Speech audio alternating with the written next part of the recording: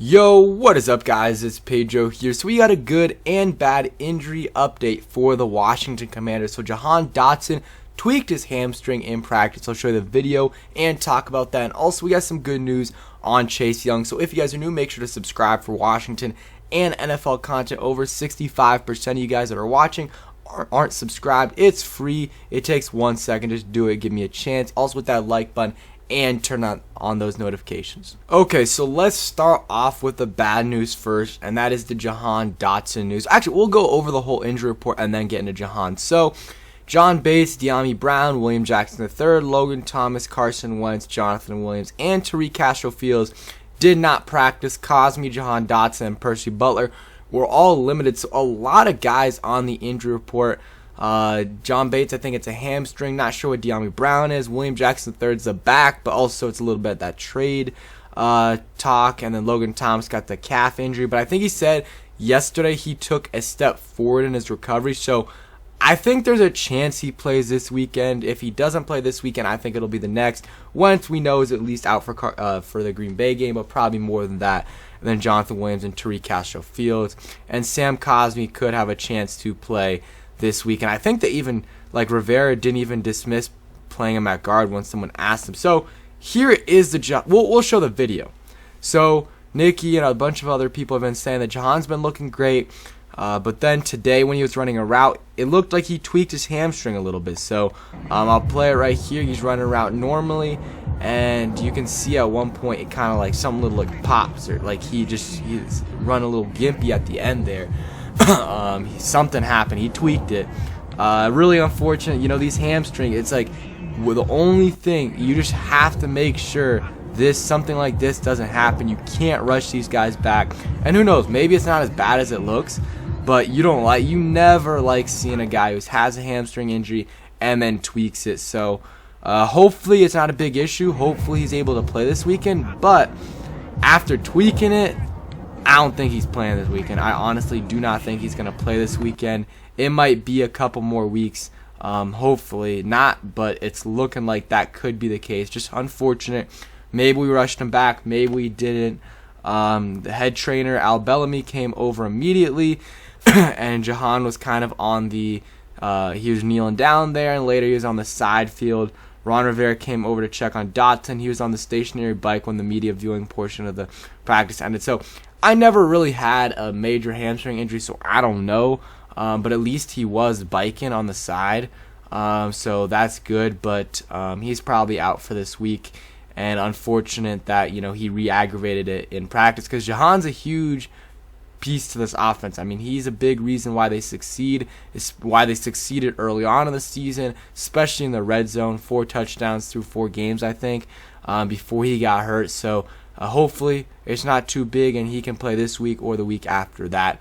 And then let's get into I'll show you guys the video one more time just to give you guys, just so you guys can see. And this kind of gives me Curtis Samuel vibes a little bit in his first year here, when we brought him back a little bit too early, and then he had the groin injury. He came back a little bit too early in camp, re-aggravated it, and basically was out for the year. And honestly, when he was healthy again, and they put him back on the field, and it made it worse. So it just sucked last year, and you don't want the same thing to happen to Jahan. It's a different training staff, because we really didn't have one last year.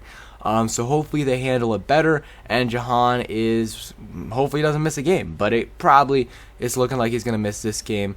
And then let's go to Chase Young, and then we'll go back to the whole injury report, and I'll give you guys my thoughts on those guys. So John Keim says, a small update on Chase Young. So he'll see Dr. Andrews on Sunday. If all goes well, he'll practice next week, and then they can determine if he'll return versus Indy or the following week. So that's some positive news. So he could return to practice if everything goes as expected with Dr. Andrews, who obviously has done a lot of knee surgeries with these top athletes. If all goes well, he'll practice next week and could have a shot to play against the Colts or the following week after that. So that's good news to me, and it's looking like he's going to be back next week or the following week at the latest, unless a setback occurs. Hopefully it doesn't happen, knock on wood. But it's looking like Chase Young will be back within the next 2 weeks after the game against the Packers. So can't come back this week, but could come back for the Colts game. And I think the game after that is the Eagles game, if I'm not mistaken. So we need, the D-line's been better.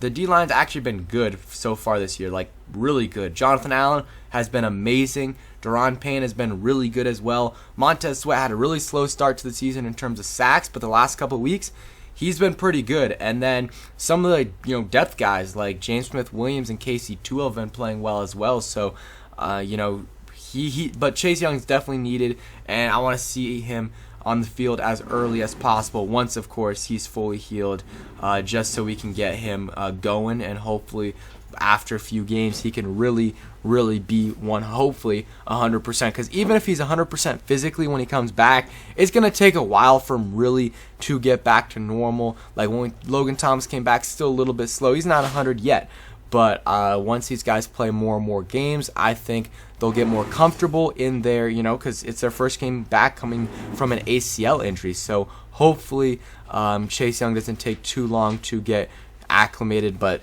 if it does, it is understandable with an ACL injury. You look at Joe Burrow, first half of it's totally different position.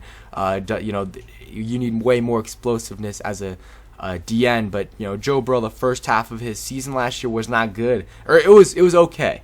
But the second half was amazing, and probably because he was getting back from that ACL injury. So, my guess is he'll be back next week, but I could see a situation where they want him practicing a full week, or more than a full week before they put him back. So, but good news on Chase Young. And the other injuries, Castro Fields, not really an impact player. He's usually inactive sometimes on game days, so not a big deal there. James Smith-Williams, same thing now with, Brian Robinson back. He's not really needed that much, but hopefully he's good. Logan Thomas, again, I think it's iffy if he plays. I mean, he didn't practice today, so him and John Bates probably not going to play, but I think Logan Thomas has a good shot to play the following week after the Packers game. And William Jackson III, I don't know if he was there today, but I know the first day he wasn't even at practice. So I think that, or he wasn't on the practice field. So I think that him saying that the trade thing was BS is BS. Like, I think he wants to get traded for sure, and I think it will happen if they can find a suitor, because if I'm a team, I'm not trading for William Jackson III, but if we can get a 6th-round pick for him, I would be ecstatic. Even a 7th-round pick, because we get, even if though it's a small asset, we get an asset, but we also move on from that contract, which, it's $14 million this year, so we'd save a little bit this year, but next year it's like $14-15 million, so you're saving a little bit more. And then Cosme, I think, again, kind of with Logan Thomas, there's a shot he plays this week. He's been limited the first 2 days. If he doesn't play this week, I think for sure he will play the next week. And, that's my thoughts. And then Percy Butler, no idea, honestly. So that is it for today's video. So we got some good news. We got some bad news. Hopefully the Jahan Dotson tweak isn't as bad as some people think. So thanks for watching. Hope you guys enjoyed, and peace.